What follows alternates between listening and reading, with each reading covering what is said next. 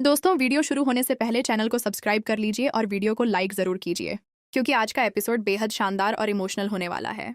रातम राध्या की यादों में पूरी तरह खोया हुआ दिखाई देता है और उसके दिल में अजीब सी बेचैनी होती है। वह खुद से सवाल करता है कि आखिर उसे क्यों लग रहा है कि राध्या उसके आसपास ही मौजूद है।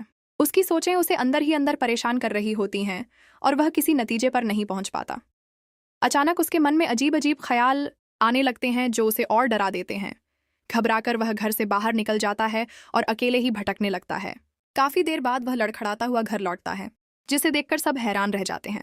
उसकी हालत देखकर साफ लगता है कि वह किसी गहरे सदमे में है।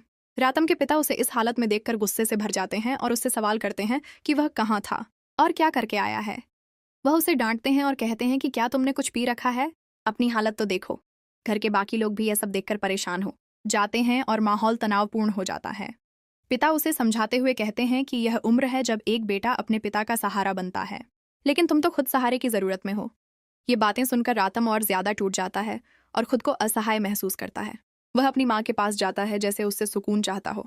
उसकी आंखों में दर्द और आवाज में बेबसी साफ झलकती है। वह कहता है कि ऐसी कौन सी जगह है जहां उसने राध्या को नहीं ढूंढा।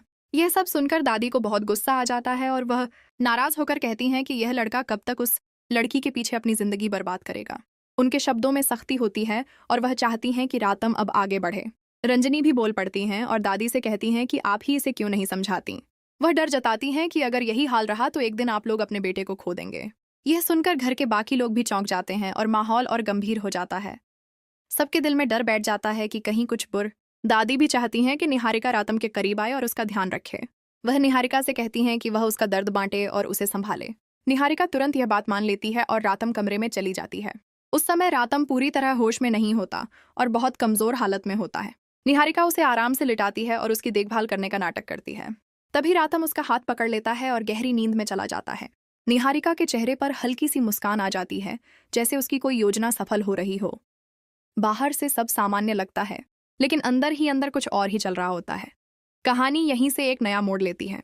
नींद में रातम एक बहुत डरावना सपना देखता है जो उसे झकझोर देता है।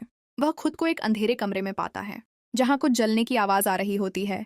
जैसे ही वह आगे बढ़ता है, वह देखता है कि आईने के सामने एक डरावनी आकृति खड़ी है। उसके बड़े बड़े दांत होते हैं और वह उन्हें निकाल रही होती है, जिसे देखकर रातम डर जाता है।